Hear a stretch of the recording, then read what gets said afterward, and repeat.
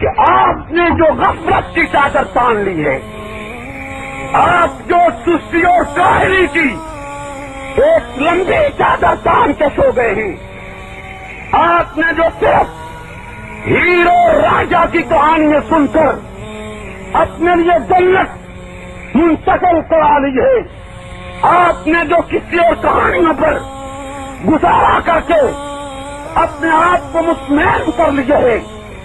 آپ نے بیداری لانے کے لیے، سنیت کو جگانے کے لیے، سنی قوم کو منظم کرنے کے لیے، سنیت کو ایک عالم کے نیچے لانے کے لیے اور اس کفر خلافت کی ہمیشہ کے لیے راہ روکنے کی غرض سے میں یہ کفریہ کلمات نقل کر رہا ہوں کہ شاید اس صورت میں تم بیدار ہو جاؤ اور تم ہمارے موقف کو سمجھنے میں کامیاب ہو سکو۔ توجہ کیجیے، ظلم کی انتہا ہو گئی، قیامت ٹوٹ گئی، اندھیرا چھا گیا،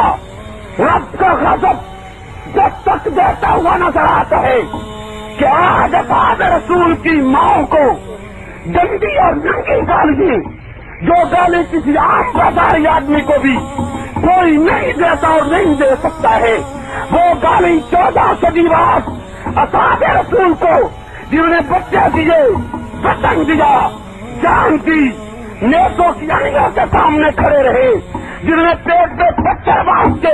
دین کی اطاعت کر چھوڑی، جنہوں نے بھوک برداشت کر کے پیغمبر کا ساتھ دے چھوڑا، جنہوں نے کفر کے اڈے اکھیڑ پھینکے، جنہوں نے لات عزا کی چاہیے ہمیشہ کے لیے مٹا دی، جنہوں نے پیغمبر اسلام کے لائے ہوئے ضابطہ حیات کو دور دور تک پہنچایا، جو کیسر، کسرا، انطاکیہ، قبرص جیسے جزیرے علاقے ممالک فتح کر کے اسلام کا علم گاڑ گئے، قرآن پہنچا دے، سنت پہنچا دے، نبی کی ایک ایک سنت آپ تک منتقل کر گئے اور سب کچھ سچ کے اپنا سب کچھ قربان کر کے تم تک دین پہنچا دے۔ آج ان صحابہ کو ماں کی گالی اور وہ بھی ننگی، وہ بھی انتہائی خلیج، وہ بھی انتہائی گندی دی جا رہی ہے، جسے میں میچ پہ نقل نہیں کر سکتا ہوں۔ سنیو، ہائے مٹ گئی سنیت، ہائے مر گئے مودی، ہائے مر گئی قوم، ہائے مر گئے مسلمان۔ اس حد تک ظلم بھی ہونا تھا ہماری زندگیوں میں، بغاوت بنو امیہ کے نام سے لاہور کا کتاب غلام حسین نقوی کافر ملعون راستی کی چھپی ہے، اس کے صفحہ 331 پر فاتح مصر عمر ابن عاص صحابی رسول رضی اللہ عنہ کو ماں کی گالی دیتے ہوئے یہ دجال بن دجال لکھتے کہ عمر بن عاص کی ماں نابغہ اتنی بدماش عورت تھی کہ ڈاکوں کے لیے اس کی ٹانگیں ہر وقت اٹھی رہتی۔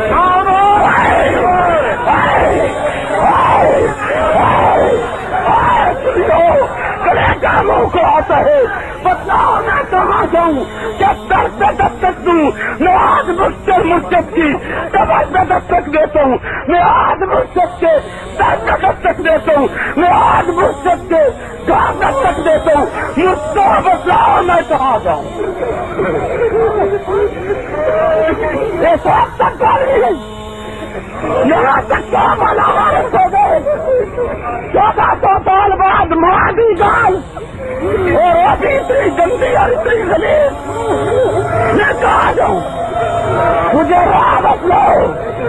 مجھے دو بتلاؤ، مجھے لائن بتلاؤ، میں مرنے کو پھر رہا ہوں، مرنے کو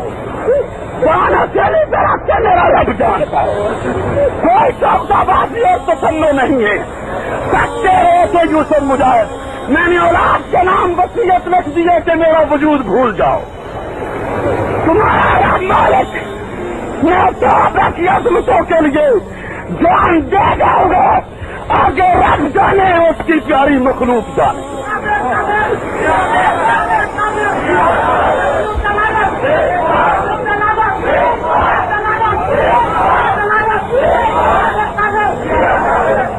سپاہی صحابہ کے ہر سال کو ان کی یہ ڈپٹی ہے،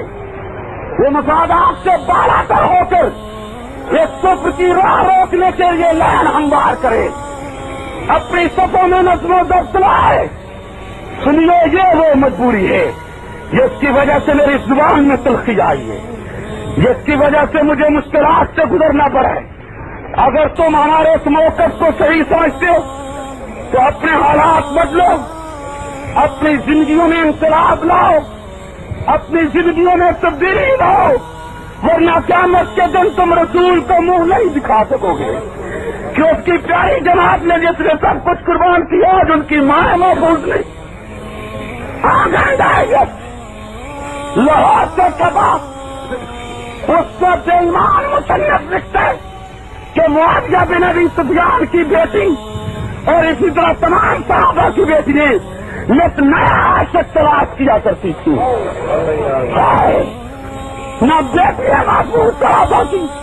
نہ ان کی خدات محفوظ، نہ ناریاں محفوظ، نہ باقی محفوظ، نہ ماں محفوظ، نہ امہات المومنین محفوظ، نہ خود رسالت مراد محفوظ۔ یہ تمام کفر شیعہ کا کفر ہے۔ اگر اب بھی تم شیعوں کو کافر نہیں سمجھتے اور نہیں کہتے ہو پھر میں تمہیں مومن ماننے کے لیے تیار نہیں ہوں۔ بازو کھڑا کر کے اور آج جیسے اجتماع میں کوئی ایک آدمی کہے جو کہ میں شیعوں کو کافر نہیں سمجھتا۔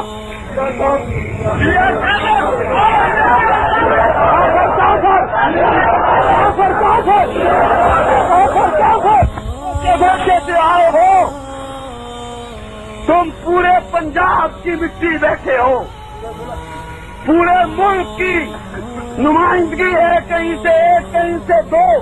کہیں سے 4 آدمی آئے ہیں۔ گواہ رہنا میں نے پیغام پہنچا دیا ہے، گواہ رہنا میں نے حجت پوری کر دی ہے،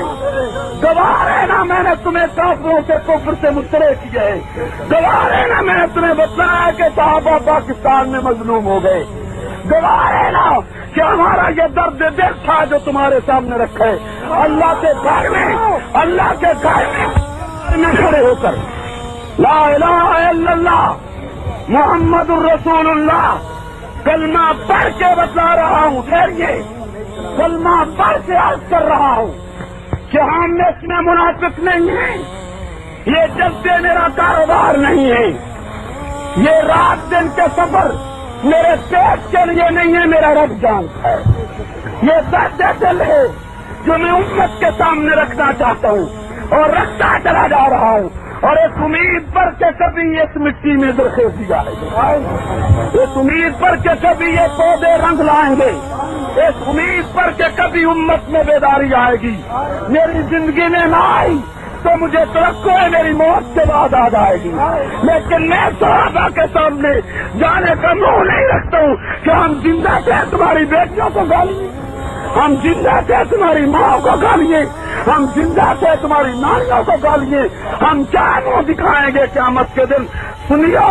وقت ہے کہ بیدار ہو کے میدان میں آؤ تاکہ ان کافروں کے قلم، زبان، قدم ہمیشہ کے لیے روک لیے جائیں۔ اگر تم ایسا کام نہیں کرتے ہو تو مجھے